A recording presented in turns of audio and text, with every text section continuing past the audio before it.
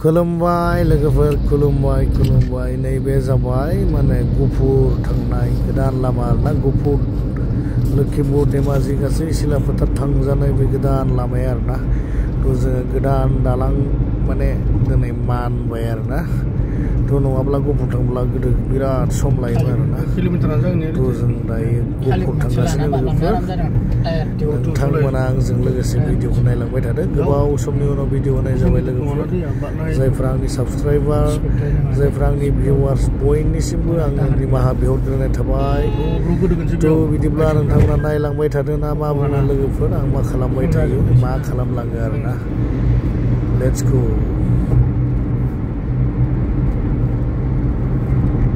बिराद गोलावथारलै दालाङा बिराद बरिया क्लिप बानायबाय खिन्थु दालाङा बिराद गोलावलै बेसेबां टाइम लाखोलै खुलुमबाय लोगोफोर गासैनिसिमबो आंनि गोसो गोरबोनिफ्राय अननाय आरो सिबिनाय बयनोबो जासिहरबाय आं माने गोबाव सम जाबायमोन नोंथांमोननि थाखाय भिडिअ लाबोनो हायाखैमोन थ' आं दिनैहाय माने नोंथांमोननि थाखाय गोबाव समनि उनावब्लाबो भिडिअ लाबोबाय थ' आङो दायो बेरायफैदों गफुर हालामाव आरोना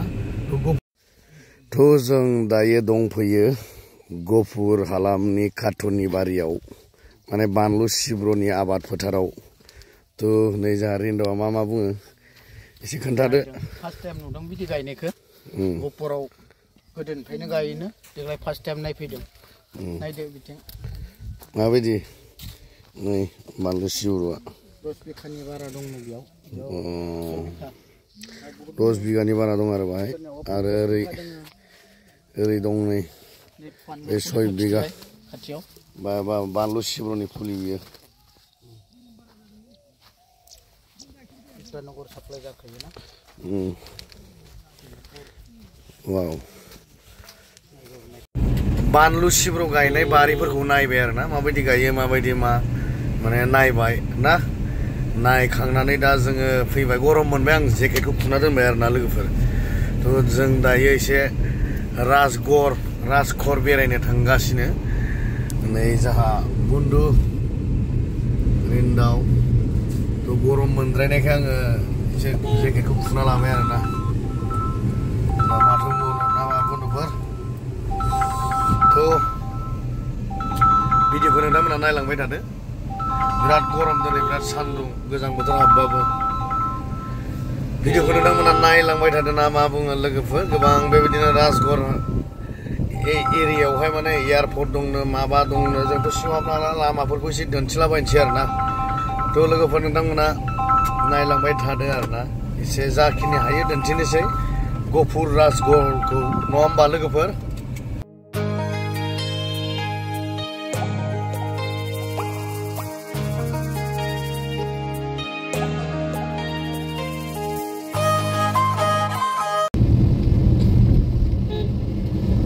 राजघर सेन्टार मोनफैबाय आरोना जोङो दायो वाव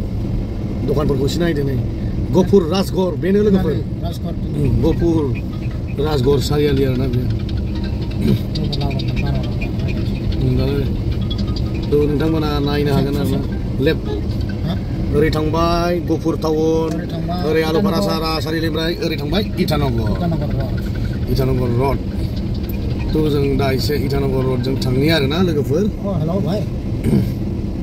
हेलौ वाव नायदो आरोना नै ट्राकफोर गिदिर लाखिना दोनो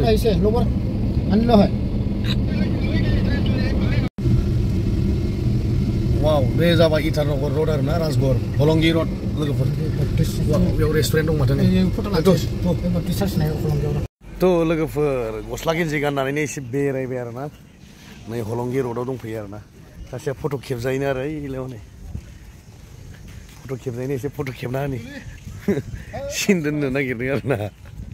फट' खेबजानो इलाय फट' खेबजानो रेडि जादों फट' खेबजानो बैखौ नुगोन आरो बै साइनबर्डखौ लानानै खेबजानो नागिरदों आसोला थ' फाइनालि लोगोफोर जोङो माने अरुणाचल राजघर गफुराव बेरायनानै माने अरुणाचलाव थाव सोफैबाय आरोना नै दायो थाइनै थाइथामबाबो आसामनिफ्राय खम आरोना दामा बेयाव किमान আছে रे कितना है अरुणाचल में रेट 90.80 90.80 खम आरोना बेवहाय दामा बिराद खम आसामनिफ्राय आसामनियाथ' अरजों दौनायखा 90 बेसेबांबा दंलै नायबासो खोन्थासिगोन आरोना थ' लोगोफोर राजगड़आव फैनानै जोङो माने दा थाव सोनो नागिरबाय आरोना थाव दिफु दङ नै जों लाइनाव दङ आरोना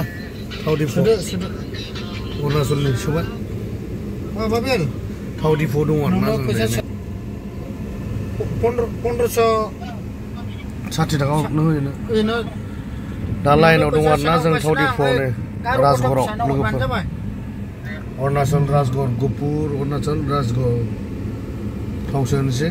आसामनिफ्राय थाइथाम थाइब्रैबाबो एसे खम आरोना अरुणाचलावहाय थावा सोनोसै थ' लोगोफोर फाइनालि जोङो माने धनिपल' एयारपर्ट ना मा होनो इटानगरनि थ' बेयाव जोङो फाइनालि माने बे र'डआवनो दङ आरोना बेरायफैबाय एसे जायगा नायबाय थ' एसे मोजां मोनदों आरोना लामाया ओरैबायदि बरिया बिफां फिसा फिसा गायदों मोजां जालांसिगोन जायगाफ्रा लोगोफोर सोरनोबाफोर माने बयफ्रेन्ड नांगौबा आरोना बिथाङा सिंगेलैनो दङ बिथांखौ एप्लाइ खालामहरनो हागोन आरोना बिथाङा जोबोद स्लिम स्लिम साफाथार दारियाल'सो जामाव माव बिथाङा फ्रेशैनो दङ फ्रेश माल थ' बिथाङा गावखौनो फ्रेश होननानै बुंना लायो मा बुङो दा जाम्बा थ' बिदिनो धेमालि खालामबाय एसे रायलायबाय नंनायाल' नंगौ बिथाङा सिंगेल फ्रेश माने गोसोथोनायफोरखौबो बारा गोदै रायलायनो थाब थाब गारजाबाय थायो सोरबाफोर बिथांखौ माने एप्लाइ खालामहरनो हागोन आरो बिदिनो दसे गारियाव एन्टारेस खालामबाय लोगोफोर दा नोंथांमोनहा एसे खोन्थाबावनोसै आरोना एयारपर्ट रड थांनाय मानाय जों सफैबाय आरोना बे हलंगि रडआव एसे बेरायबाय लोगोफोरथ' बिदिब्ला ना मा बुंगोन नै सिंगेल गांजेमाया बेरेमा बेरे जोला निपुरके हेटिसनि लाजादो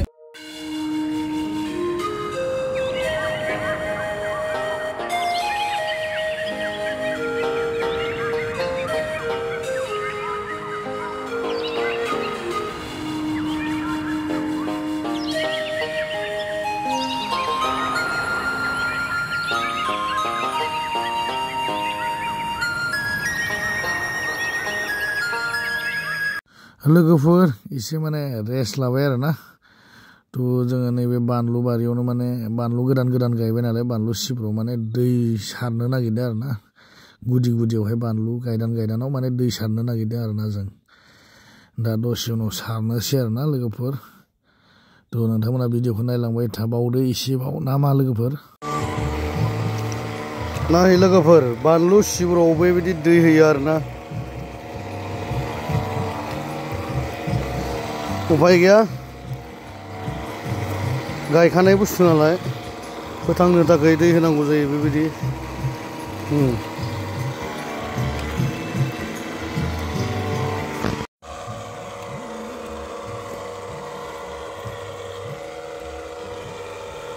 उपाय गैया लोगोफोर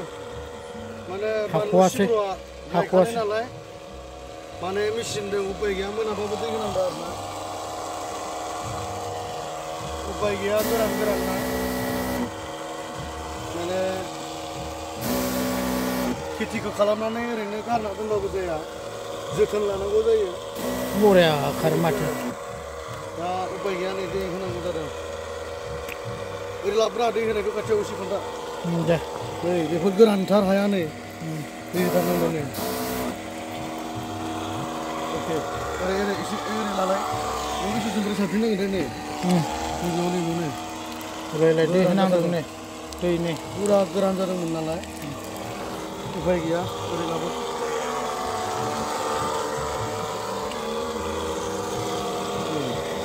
मोनालायबाय लोगोफोर सारै सारै उपाय गैया र' बानलु सार प्लास्टिक गोलैनाय नङा मोनालायबाय उपाय गैया सारदों आरोना